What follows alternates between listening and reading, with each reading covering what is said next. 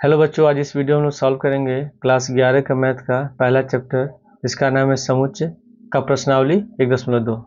इस प्रश्नावली में कुल मिलाकर 6 क्वेश्चन है और इसी वीडियो में हम इन 6 क्वेश्चन को हल करेंगे। तो प्रश्नावली 1.2 का पहला क्वेश्चन लिखा है कि निम्नलिखित में कौन से रिक्त समुच्चय के उदाहरण हैं।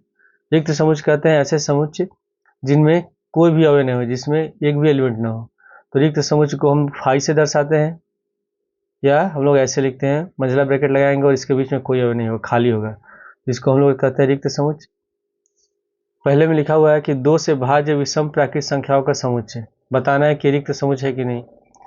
तो जो विषम प्राकृतिक संख्या होती है वो होती है 1, 3, 5, 7, 9, 11, ऐसे हम लोग लिखते हैं। तो इसमें कोई भी संख्या 2 से विभाजित नहीं है। जब ये 2 से विभाजित नहीं है तो इसका मतलब ये क्या है, रिक्त समुच्चय है। लिखा हुआ पहले क्वेश्चन में कि 2 से भाज्य विषम प्राकृतिक संख्याओं का समुच्चय। तो 2 से भाज्य विषम प्राकृतिक संख्या कोई भी नहीं है, तो ये समुच्चय रिक्त समुच्चय होगा। तो ये हो जाएगा रिक्त समुच्चय।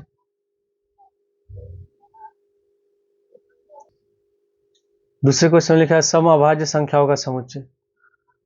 सम अभाज्य संख्या जो होती है, अभाज्य संख्या कहते हैं ऐसी संख्या है जिसका केवल जो संख्या खुद से कटे और 1 से कटे। जैसे 2 है, 3 है, 5 है, 7 है। तो ये संख्याएं 1 से कटती है और खुद से कटती है। जैसे 2 है, 1 से कटेगा, 2 से कटेगा। 3 है, 1 से कटेगा, 3 से कटेगा। तो ये संख्या कहलाती है अभाज्य संख्या है। तो हमको बताना है सम अभाज्य संख्या। तो सम अभाज्य संख्या जो होती है वो केवल 2 होती है। तो सम अभाज्य संख्या जो होगी ये 2 हो जाएगी, यानी कि इस समुच्चय में अवयव है, तो ये रिक्त समुच्चय नहीं है। तो इसका आंसर होगा रिक्त समुच्चय नहीं है। पहले के तीसरे क्वेश्चन लिखा है कि एक सच डेट एक्स एक प्राकृतिक संख्या है और x छोटा है 5 से, साथ ही साथ x बड़ा है 7 से। इसमें लिखा है कोई एक कौन सी ऐसी संख्या है जो 5 से छोटी हो, 5 से छोटी हो तथा 7 से बड़ी हो। तो ऐसी तो कोई संख्या संभव है ही नहीं, यानी कि जो समुच्चय है उसमें कोई भी अवयव नहीं होगा। तो ये क्या है, रिक्त समुच्चय है। ये रिक्त समुच्चय है। चौथे क्वेश्चन में लिखा है कि y सच डेट y किन्हीं 2 समांतर रेखाओं का उभयनिष्ठ बिंदु। तो जब हम लोग 2 समांतर रेखा खींचते हैं, कोई भी 2 समांतर रेखाएं होंगी, इसको हम आगे तक कहीं भी बढ़ाएं, ये कभी एक दूसरे को काटेंगे नहीं। जब काटेंगे नहीं तो इनका कोई उभयनिष्ठ बिंदु होगा ही नहीं। अगर जैसे ये 2 रेखाएं हैं एक दूसरे को काट रही हैं, तो जिस बिंदु पर काट रही है ये इसका उभयनिष्ठ बिंदु होगा। तो ये कब संभव है कि जब दोनों रेखाएं समांतर नहीं होंगी, लेकिन जब दोनों रेखाएं समांतर हैं तो इनका कोई उभयनिष्ठ बिंदु होगा ही नहीं, यानी कि ये जो समुच्चय है ये रिक्त समुच्चय है। तो इसका आंसर हो जाएगा ये रिक्त समुच्चय है।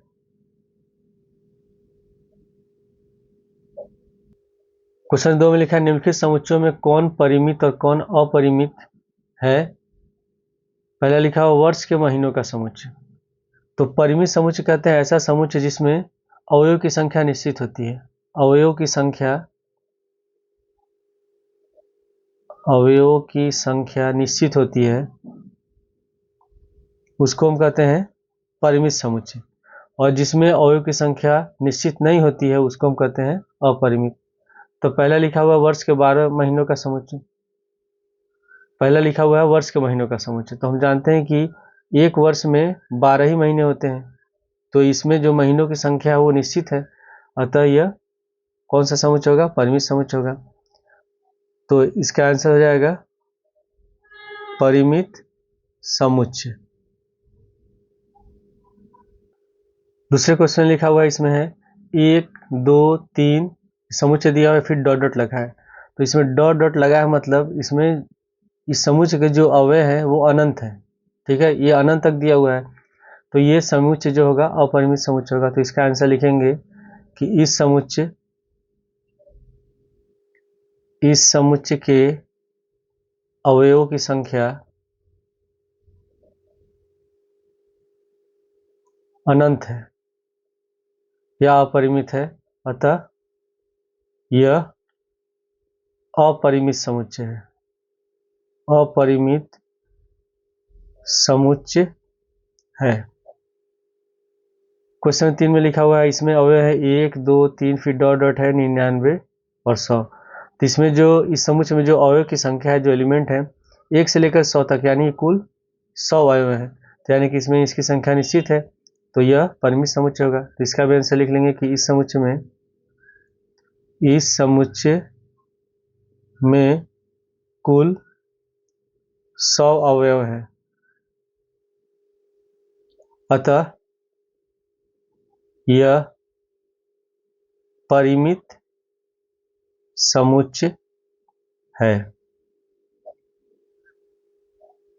क्वेश्चन 4 में लिखा 100 से बड़े धन पूर्णांकों का समुच्चय। तो अगर हम 100 से बड़े धन पूर्णांक लिखेंगे, मान लेते ये समुच्चय है, तो 100 से बड़ा में हो जाएगा 101, फिर हो गया 102, 103, और इसमें संख्या लिखी नहीं होगी कहाँ तक है, यानी कि हम ऐसे डॉटर लगा लेंगे। यानी कि ये जो समुच्चय होगा, इसमें 100 से बड़े जो धन पूर्णांक होंगे उनकी संख्या अनंत होगी। तो जब ये इनकी संख्या अनंत है, तो ये जो समुच्चय होगा ये अपरिमित होगा। तो इसका आंसर लिखेंगे कि इस समुच्चय में अवयवों की संख्या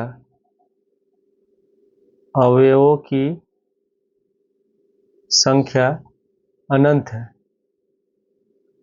है, अतः यह अपरिमित समुच्चय है। क्वेश्चन 5 में लिखा कि 99 से छोटे अभाज्य पूर्णांकों का समुच्चय। तो 99 से छोटे जो अभाज्य पूर्णांक होंगे, सबसे छोटी अभाज्य संख्या 2 होती है। तो अगर ये समुच्चय होगा तो 2 से शुरू होगा, 2 होगा, उसके बाद फिर 3 होगा, फिर 5 है, 7 है, 11 है, और 99 से छोटी अभाज्य संख्या हो जाएगी 97। यानी कि 2 से लेकर के कहाँ तक है, 97 तक है। तो इसमें जो अभाज्य पूर्णांक है इनकी संख्या निश्चित है। जब इनकी संख्या निश्चित होगी तो ये होगा परिमित समुच्चय। तो इसका आंसर लिखेंगे इस समुच्चय में अवयवों की संख्या निश्चित है, अतः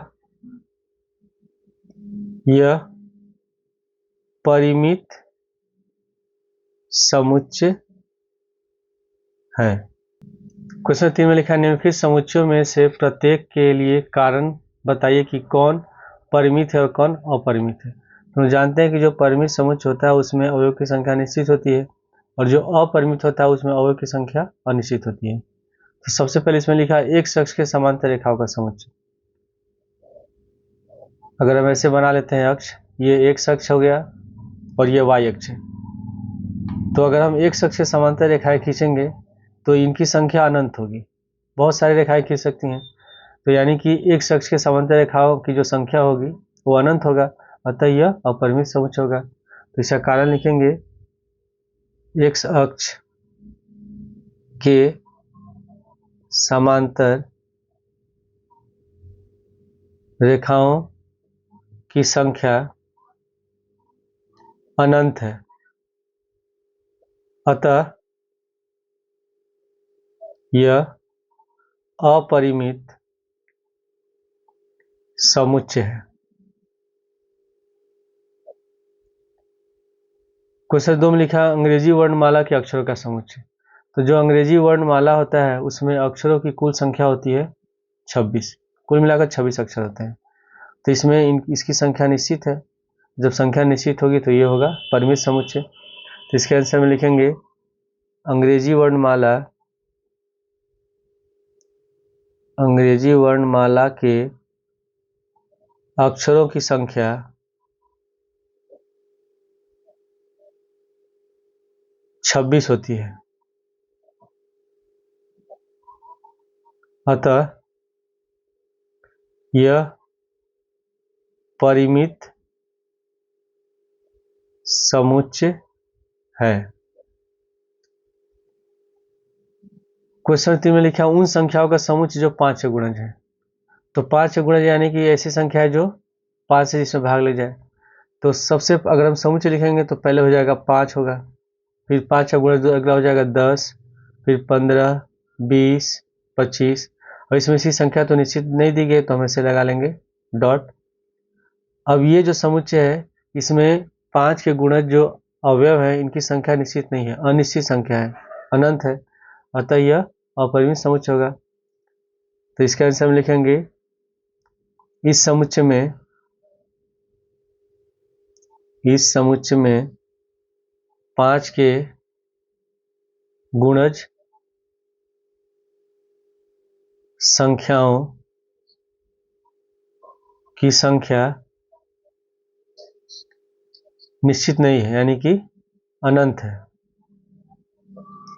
तो जब ये अनंत होगा तो अपरिमित समुच्चय होगा, अतः यह एक अपरिमित समुच्चय है।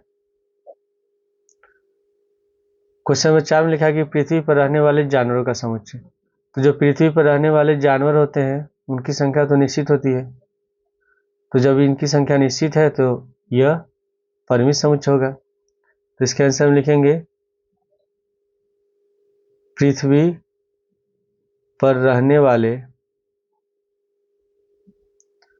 जानवरों की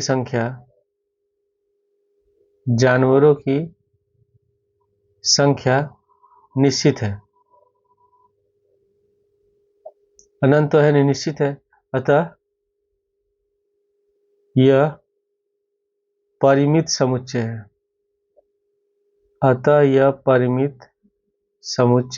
है। क्वेश्चन 5 में लिखा है मूल बिंदु 0 0 से होकर जाने वाले वृत्तों का समुच्चय।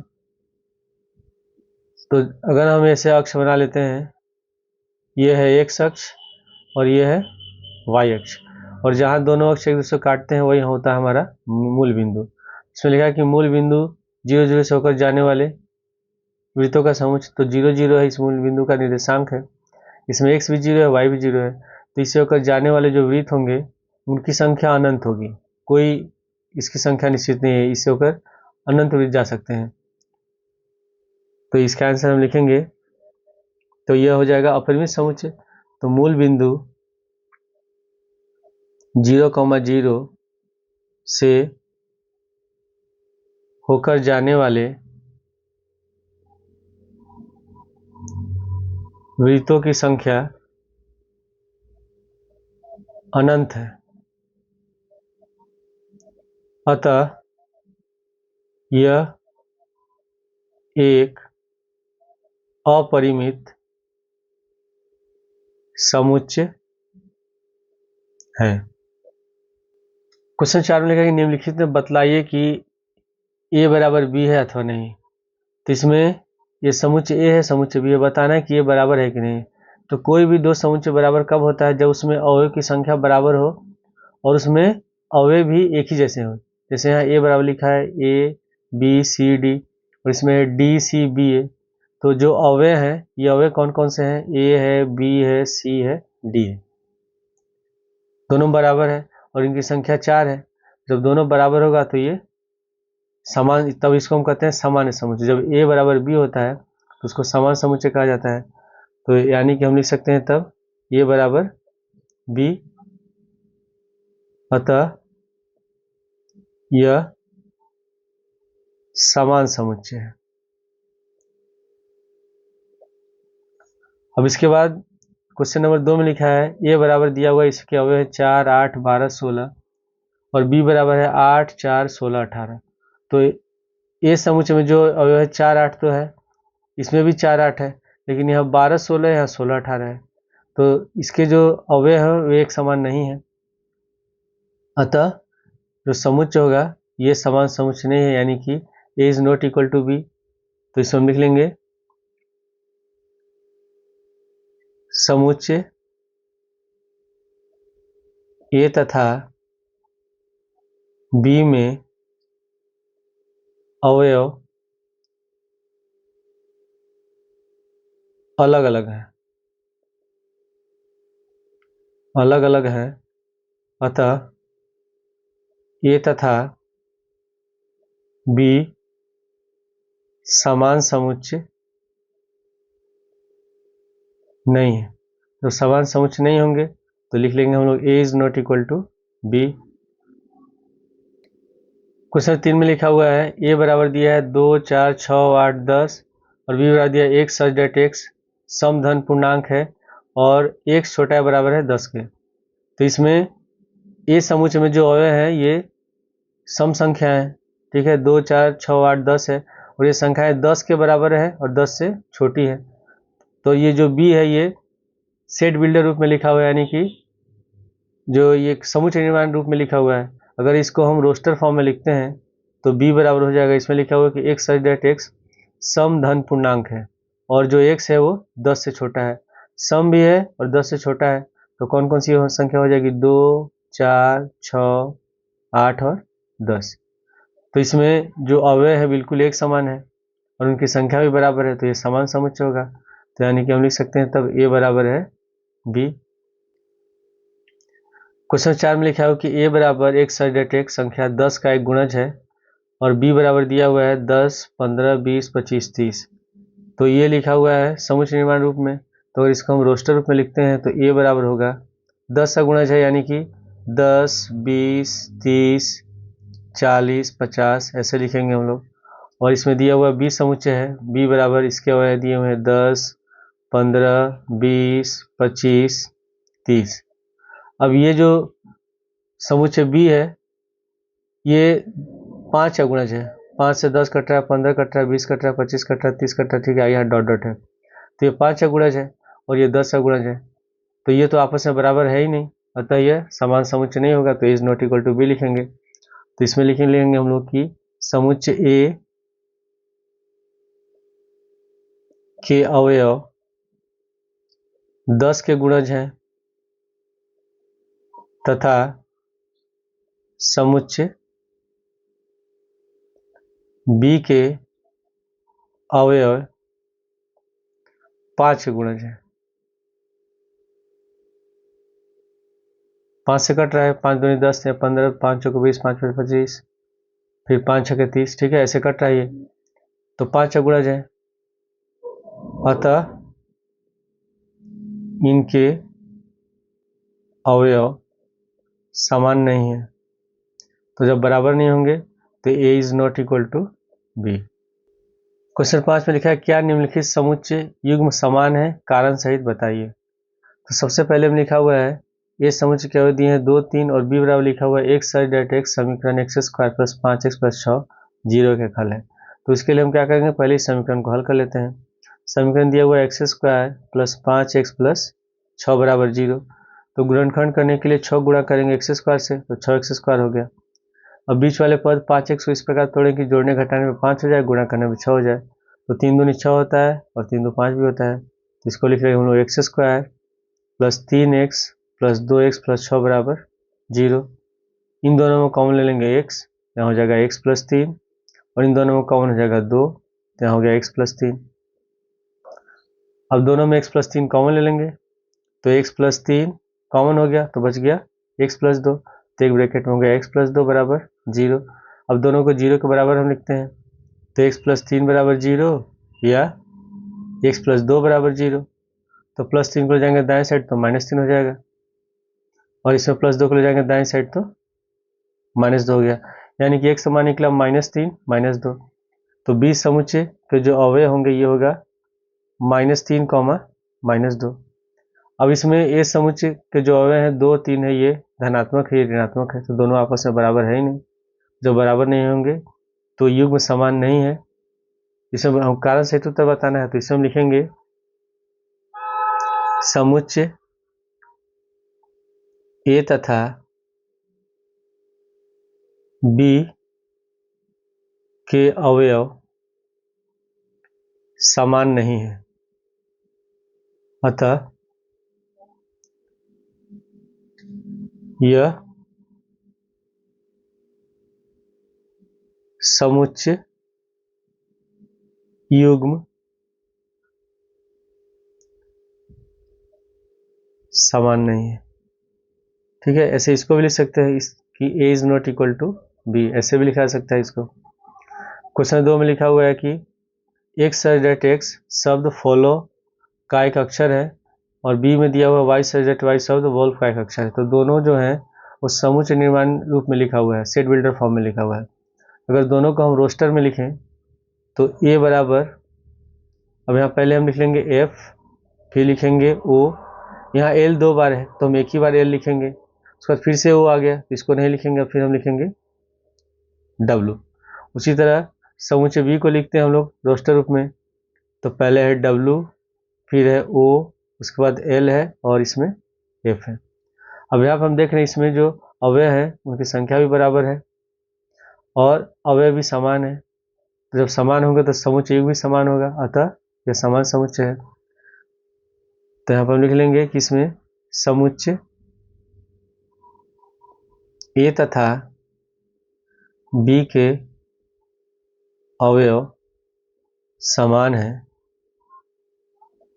अतः ए बराबर बी है, यानी कि समुच्चय ए बराबर समुच्चय बी है। क्वेश्चन 6 में लिखा है कि नीचे दिए गए समुच्चयों में से समान समुच्चयों का चयन कीजिए। ए समुच्चय के अवयव दिए गए हैं 2, 4, 8, 12, बी समुच्चय का 1, 2, 3, 4, सी समुच्चय का अवयव दिया है 4, 8, 12, 14, डी का है 3, 1, 4, 2, फिर ई समुच्चय का अवयव है -1, फिर कॉमा 1, एफ का है 0, a, जी समुच्चय का अवयव है 1, -1 और एच का है 0, 1। अब समान समुच्चय कब होंगे? जब उनमें अवयव की संख्या भी समान होगी और जो अवयव भी होंगे एक जैसे होंगे। यहाँ पे लिखा है ये समुच्चय का अवयव है 2, 4, 8, 12, इसमें कहीं है 2, 4, 8, 12, यहाँ 4, 8, 12, 14 है, इसमें कोई है ही नहीं तो ए को छोड़ देंगे। फिर बी में आ जाते हैं 1, 2, 3, 4, इसमें अवयव दिए हुए हैं। सी में 4, 8, 12, 14 है। यहाँ डी में देख रहे हैं कि यहाँ 3, 1, 4, 2, यानी कि 1, 2, 3, 4 संख्या समान है और अवयव भी एक समान है, यानी कि ये दोनों समुच्चय जो होगा वो समान समुच्चय होगा। तो इसमें बी बराबर हो जाएगा डी। उसके बाद फिर अगला है ई समुच्चय का अवयव दिया हम -1, 1 और जी समुच्चय का भी अवयव दिया हुआ है 1, -1। तो दोनों में की संख्याएं समान है और जो एलिमेंट हैं अवयव वो भी एक जैसे हैं। तो इसमें समुच्चय ई और समुच्चय जी दोनों बराबर में होंगे, तो समुच्चय ई बराबर होगा समुच्चय जी।